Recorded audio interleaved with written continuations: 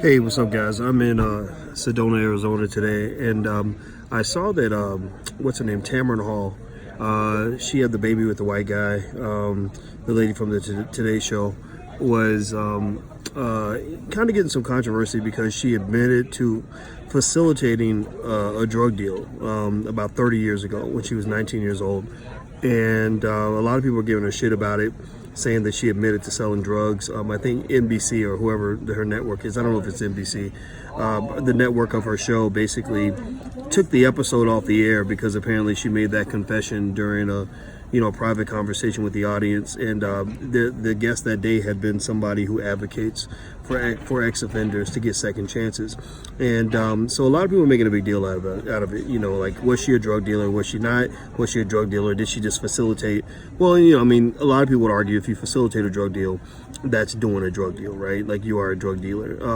And the other thing that's interesting is there are a lot of people in prison who went to prison back then, who are still in prison today, who simply made a connection between two drug dealers, set up a phone call, introduce somebody, whatever.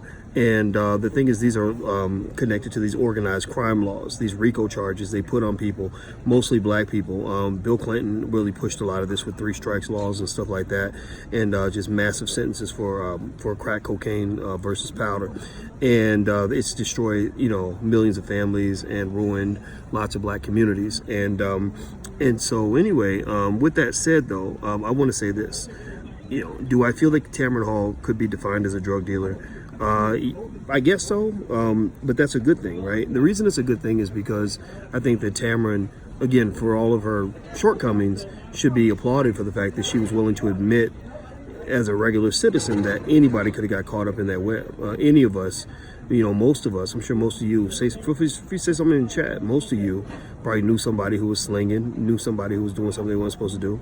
And, we all probably had situations where we came close to losing our freedom. And I want you to really think about the other side of that. There, for every one person who came close, there's probably 2 or 3 people who didn't just come close, 2 or 3 people just like you. Law-abiding good people who made a mistake 20 years ago, who've been locked away in prison and treated as subhuman. And so I know they want to sweep it under the rug. I know they want to act like she never said it. I know they want to disconnect her from incarcerated Americans, but I want to maintain that connection so that we understand that all of us are connected to the people that are locked up, that are incarcerated. We act like they don't exist, like they're almost like they're dead, and they're not dead. They're regular people just like you and I. They have hopes and dreams just like you and I. They have plans for their lives just like you and I. And imagine if you took the last 20 years of your life and just erased it and replaced it with a prison nightmare. I think this is something we have to think about. And if you want to know the things that would make me want to go back to the polls and support Democrats or Republicans, I don't care which side, it is when we engage in mass correction of this big issue, not freeing one person at a time or 2 people at a time or the Central Park 5. No, I want the Central Park 5,000. That's what I want. I don't want 1 or 2 people. I want 20, 30, 40,000, 100,000 people.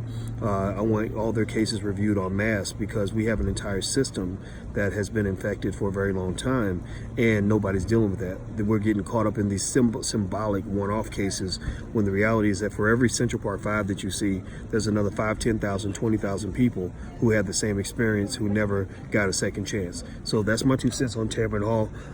I don't think there's anything wrong with what she confessed to. I think that we should think about this a little more deeply, and dig into this. So anyway, I got to run, guys, but I just wanted to share this quick thought on this issue, and I hope you guys have a good day. Don't forget, I'll be in New York October 27th, this upcoming week.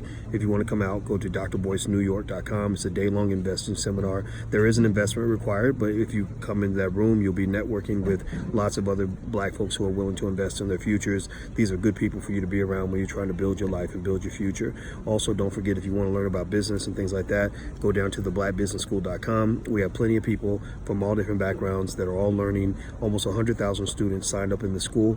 Go ahead and join. I think you're going to love it. You're going to love it more than anything you ever did in college. I guarantee it. So theblackbusinessschool.com. That's theblackbusinessschool.com. I'll see you guys soon. Take care. Peace.